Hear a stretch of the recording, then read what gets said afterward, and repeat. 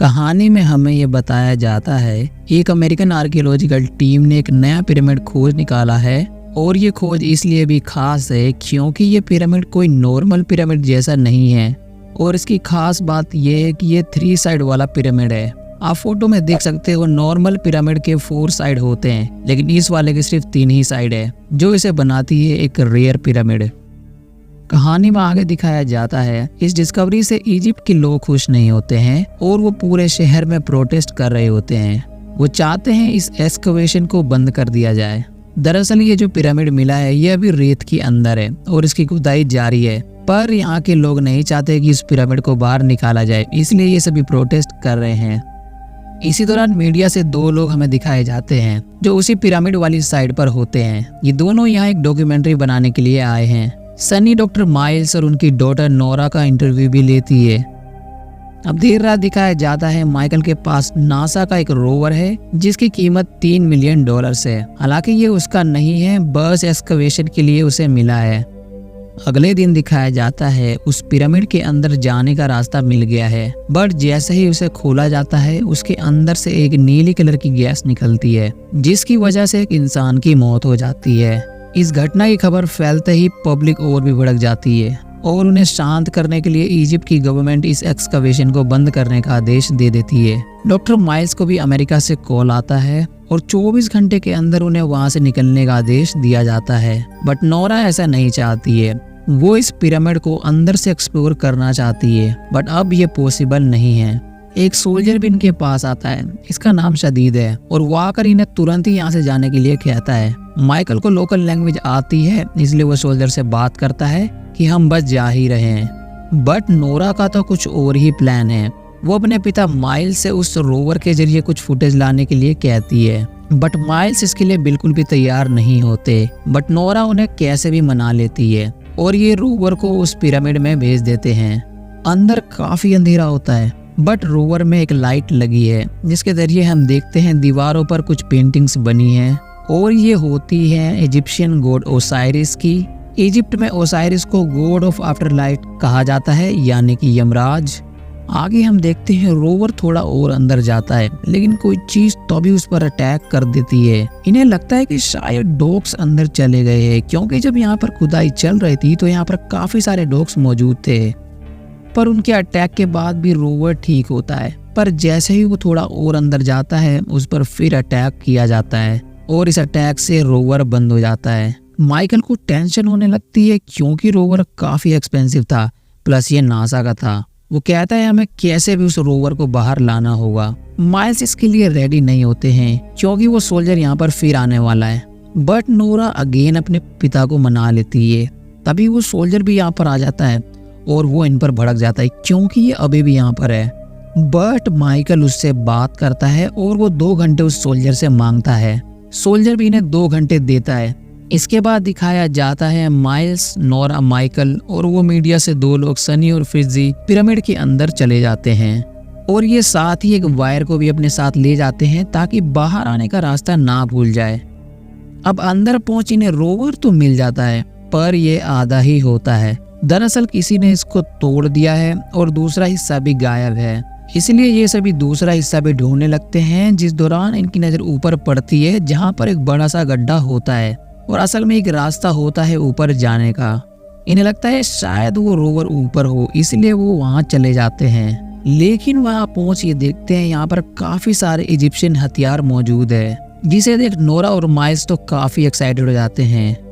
खैर ये थोड़ा टाइम यहाँ पर बिताते हैं और जैसे ही यहाँ से जाने वाले होते हैं इनकी नजर इनके वायर पे पड़ती है जो कि टूट चुका है। अब ये सारे थोड़ा डर जाते हैं क्योंकि अब इन्हें बाहर जाने का रास्ता नहीं पता और नीचे सभी रास्ते बिल्कुल सेम हैं, इसलिए ये अंदाजे से किसी एक रास्ते को फॉलो कर लेते हैं, जो कि डेफिनेटली गलत होता है क्योंकि इसके थ्रू ये सभी किसी रूम में पहुंच जाते हैं। बट एक अच्छी बात ये होती है कि इस रूम में रोवर का बाकी हिस्सा इन्हें मिल जाता है। लेकिन सोचने वाली बात है कि आखिर कौन रोवर को इस रूम में लेकर आया होगा, क्योंकि डॉग्स में इतनी ताकत नहीं कि वो इतने बड़े सामान को हिला सके। खैर जो भी हो, हमें दिखाया जाता है जिस रूम में ये मौजूद है उसकी छत ढहने लगती है और सिर्फ छत ही नहीं ढहती बल्कि जहाँ पर ये खड़े होते हैं वो जमीन भी ढह जाती है और ये सभी नीचे गिर जाते हैं। लकीली सभी जिंदा होते हैं और इन्हें ज्यादा भी चोट नहीं आई होती है। लेकिन तभी हम देखते हैं कि माइकल के ऊपर एक बड़ा सा पत्थर गिर जाता है और ये पत्थर गिरता है सीधा उसके पाँव पर, जिससे उसके पाँव दब जाते हैं। ये सभी कोशिश करते हैं उस पत्थर को हटाने की, बट ये पत्थर इतना बड़ा होता है कि ये इसे हिला भी नहीं पाते। वहीं सनी, जो कि उस गड्ढे के पास खड़ी होती है जहाँ से ये गिरे हैं, वो कहती है कि वो इसे क्लाइंब कर सकती है क्योंकि वो एक रॉक क्लाइंबर भी है। सन्नी कोशिश करती है उस पर चढ़ने की, लेकिन थोड़ा ऊपर पहुंच उसे एक गड्ढा दिखता है अंदर, जिसके अंदर एक जानवर होता है और वो नोरा को देखते ही उस पर अटैक कर देता है, जिसकी वजह से नोरा सीधा नीचे गिर जाती है। लकीली इस बार भी उसे ज्यादा चोट नहीं आती है और वो इन्हें बताती है कि किसी चीज को उसने ऊपर देखा। अब माइल्स कहते हैं कि हमें यहाँ पर वेट करना चाहिए क्योंकि उन्हें लगता है कि वो सोल्जर उन्हें ढूंढता हुआ यहाँ पर जरूर आएगा। बट नोरा और बाकी सब कहते हैं कि उनको आगे बढ़ते रहना चाहिए और रास्ता खुद ही ढूंढना चाहिए क्योंकि माइकल की हालत भी ठीक नहीं है और हम ऐसे यहाँ पर माइकल को मरता हुआ देख नहीं सकते। इसीलिए ये दीवार को तोड़ दूसरी तरफ चले जाते हैं, जिस दौरान इन्हें एक आवाज सुनाई देती है। पहले तो इन्हें लगता है कि ये सोल्जर सदीद है, बट तभी माइकल की चिल्लाने की आवाज आती है और वो मदद मांग रहा होता है। ये सुन नोरा तुरंत उसके पास भाग जाती है। माइल्स भी नोरा का पीछा करते हैं। वहीं सन्नी और फ्रिजी यहीं पर रुके होते हैं। हम देखते हैं जब माइल्स और नोरा वहां पहुंचते हैं तो माइकल वहां पर नहीं होता है क्योंकि किसी चीज ने माइकल को मार दिया है और उसके शरीर को घसीटते हुए वहीं पर ले गया है जहां से ये नीचे गिरे थे। ये देखिए दोनों डर जाते हैं और तुरंत ही यहाँ से चले जाते हैं। ये दोनों सन्नी और फ्रिजी के पास पहुंच जाते हैं, बट उन्हें कुछ भी नहीं बताते हैं क्योंकि अगर उन्होंने ऐसा किया तो ये दोनों भी पैनिक कर जाएंगे। पर सन्नी को एहसास हो गया है कि कुछ तो गड़बड़ है क्योंकि उसने माइकल के चिल्लाने की आवाज सुनी थी और यहाँ पर हम समझ पाते हैं कि सन्नी काफी डरी हुई है, इसलिए पैनिक में वो इनसे लड़ने लगती है। इनकी बातों के दौरान हम देखते हैं कि कोई चीज इनके पास खड़ी हुई है, पर जैसे ही माइल्स की नजर उधर जाती है वो चीज वहां से चली जाती है। बट एज अ ऑडियंस हम समझ पाते हैं कि ये वही चीज है जिसने माइकल को मारा है। खैर आगे हम देखते हैं कि ये सनी को शांत कर आगे बढ़ते हैं और आगे बढ़ने पर इन्हें मिलती है एक छोटी सी शाफ्ट जिसके अंदर होकर इन्हें जाना होगा। ये ऐसा ही करते हैं, बट उस दौरान वही छोटे जानवर शाफ्ट में घुसकर इन पर अटैक कर देते हैं और सबसे पीछे होती है नोरा। लकीली शाफ्ट की दूसरी तरफ शदीद होता है। जी हाँ, वो इनका पीछा करते हुए अंदर आ गया है और वो इनको तुरंत ही उस शाफ्ट के अंदर से बाहर निकालता है, जिसके बाद वो उन जानवरों को शूट करने लगता है। लेकिन इसके बाद उसी शाफ्ट में से दो बड़े हाथ निकलते हैं जो शदीद को बड़ी बेरहमी से अंदर खींच लेते हैं, जिसकी वजह से उसकी मौत हो जाती है। और ये देख इन सब की हालत खराब हो जाती है, जिसके बाद ये तुरंत ही यहाँ से चले जाते हैं। पर आगे ये एक ट्रैप में फंस जाते हैं। दरअसल ये एक गैलरी में होते हैं जिसके दोनों तरफ के दरवाजे बंद हो जाते हैं, जिसके बाद यहाँ पर रेत गिरने लगती है और अगर जल्दी ये यहाँ से नहीं निकले तो रेत में दबकर इनकी मौत हो जाएगी। हम देखते हैं सनी सबसे आगे भाग रही होती है, तभी वो रुक जाती है क्योंकि आगे एक गड्ढा है जिसमें ट्रैप लगे हुए हैं। पर वही फ्रिजी भी तेजी से भाग कर आता है और उसका ध्यान उस गड्ढे पर नहीं जाता और वो गलती से सनी को धक्का दे देता है, जिसकी वजह से वो नीचे गिर जाती है और उस गड्ढे में लगे हुए नुकीले पत्थर उसके शरीर में घुस जाते हैं। इतना ही नहीं, इसके बाद हम देखते हैं वो जानवर वहां पर आकर सन्नी को नोच नोच कर खाने लगते हैं। वही माइल्स और नोरा दिखाए जाते हैं जो कि अभी भी उस गैलरी के अंदर ही है। दरअसल नोरा रेत में फंस चुकी है और माइल्स उसे निकालने की कोशिश कर रहे हैं। हालांकि पहले लगता है कि नोरा अब नहीं बच पाएगी, पर माइल्स नोरा को बचा लेते हैं और ये दोनों फ्रिजी के पास पहुंच जाते हैं। यहाँ माइल्स सबसे पहले उन जानवरों को भगाता है, इसके बाद ये सभी नीचे जाकर सन्नी को वहां से निकालने की कोशिश करते हैं, बट इस प्रोसेस में उसे काफी तकलीफ होती है, जिससे उसकी मौत हो जाती है। फ्रिजी को सबसे ज्यादा बुरा लग रहा होता है क्योंकि ये सब उसी की वजह से हुआ है, पर माइल्स उसे शांत करते हैं और ये सभी आगे बढ़ते हैं। आगे इन्हें एक सीक्रेट दरवाजा मिलता है जो इन्हें पिरामिड के सेंटर हॉल में ले जाता है जहाँ फैरो की मम्मी होती है। वहाँ पहुंच इन्हें एक इंसान का कंकाल दिखता है। इस कंकाल के पास एक डायरी होती है जिस पर तारीख होती है 1897 की। इस इंसान ने आखिरी शब्द लिखे होते हैं, हम यहाँ पर फंस चुके हैं। माइल्स कहते हैं कि हमें आगे बढ़ते रहना चाहिए और उनके इतना कहते ही उनके पीछे वही मॉन्स्टर आता है जो कि सीधा उनका दिल निकाल लेता है। ये देख फ्रिजी नोरा को लेकर यहाँ से तुरंत ही भाग जाता है, पर जहाँ से ये आए थे वो दरवाजा अब बंद हो चुका है और इन्हें नहीं पता कि ये कैसे खुलेगा। ये समझ जाते हैं कि इनका अंत करीब है, इसलिए फ्रिजी फैसला करता है कि वो उस मॉन्स्टर का सामना करते हुए मरेगा।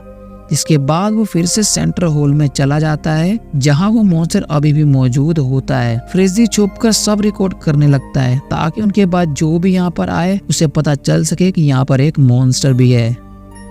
हम देखते हैं माइल्स स्टिल जिंदा होता है, पर जैसे ही मॉन्स्टर उसका दिल खा लेता है माइल्स की मौत हो जाती है। ये मॉन्स्टर इसके बाद उस तरफ जाता है जहाँ पर नोरा होती है, बट लकीली वो बच जाती है क्योंकि मॉन्स्टर का ध्यान उस पर नहीं जाता। इसके बाद हम देखते हैं कि फ्रिजी सारी रिकॉर्डिंग नोरा को दिखाता है और इस मॉन्स्टर को देख वो समझ जाती है आखिर ये है कौन। तो असल में ये मॉन्स्टर कोई और नहीं बल्कि ओसाइरिस का बेटा अन्यूबिस है। Osiris God of after life है और अन्यूबिस का काम है आत्माओं के दिल को तराजू पर तोलना, और अगर वजन बराबर आएगा इसका मतलब कि उसकी आत्मा प्योर है और उसे पुनर्जन्म मिलेगा। बट सवाल ये आता है कि आखिर अन्यूबिस यहाँ पर क्या कर रहा है, तो इसका जवाब हमें आगे मिलता है जब नोरा सेंट्रल हॉल में पड़े उस कॉफिन पर बने चित्रों को पढ़ती है और यहाँ हमें पता चलता है कि ओसाइरिस ने पृथ्वी पर जन्म लिया था, जिसके बाद स्वर्ग जाने के लिए उसने इस पिरामिड का निर्माण करवाया। अन्यूबिस भी ओसाइरिस के पीछे पृथ्वी पर आ गया था, लेकिन ये पता चलते ही कि उसके पिता लौट चुके हैं। उसने भी यहाँ से जाने की कोशिश की, जिसके लिए उसने काफी लोगों की हत्या की, जिसकी वजह से उसकी सोल करप्ट हो गई। इसलिए अन्यूबिस अब वहाँ पर नहीं जा सकता जहाँ पर उसके पिता है, और वहाँ जाने के लिए उसे प्योर सोल चाहिए। इसलिए वो यहाँ पर लोगों को मारता है और उनके दिल को खा जाता है ताकि उसे एक प्योर सोल मिल सके। कॉफिन पर एक स्टार मैप का भी जिक्र होता है जिसके जरिए यहाँ से निकला जा सकता है, और ये मैप हॉल के सीलिंग पर बना होता है जिसे पढ़ नोरा समझ जाती है और वो बाहर जाने का रास्ता ढूंढ भी लेती है। ये दोनों तुरंत ही उस रास्ते के जरिए जाने लगते हैं, लेकिन तभी अन्यूबिस भी यहाँ पर आ जाता है और वो इन पर अटैक कर देता है जिसमें फ्रिजी की मौत हो जाती है। बट नोरा कैसे भी बाहर निकलने में कामयाब हो जाती है, लेकिन तभी अन्यूबिस आकर उसे अपनी तरफ खींच लेता है। इसमें नोरा बेहोश हो जाती है और जब उसको होश आता है वो देखती है अन्यूबिस उसके सामने खड़ा है, लेकिन इससे पहले कि वो उसका दिल निकालता नोरा उस पर चाकू से वार कर देती है। तभी वहाँ पर काफी सारे जानवर वही आ जाते हैं, लेकिन वो नोरा की बजाय अन्यूबिस पर ही अटैक कर देते हैं। नोरा मौके का फायदा उठाकर यहाँ से भाग जाती है और उस रास्ते के जरिए वो ऑलमोस्ट बाहर निकल आती है, पर इससे पहले कि वो पूरी तरह बाहर आती वो बेहोश हो जाती है। और जब उसकी आंख खुलती है तो देखती है कि बाहर से एक बच्चा उसके पास आता है और वो नोरा का कैमरा ले लेता है, जिसके जरिए हम देखते हैं कि उसके पीछे अन्यूबिस भी आ जाता है और वो इन पर अटैक कर देता है, जिसके साथ ये कहानी एंड होती है। तो दोस्तों ये थी द पिरामिड की कहानी। उम्मीद है आपको पसंद आई हो। पर्सनली ये मूवी मुझे काफ़ी पसंद आई है एंड मैं हाईली रिकमेंड करूँगा आपको ये देखने के लिए भी, लेकिन ध्यान रखना कि ये मूवी अकेले ही देखना, फैमिली के साथ बिल्कुल भी नहीं।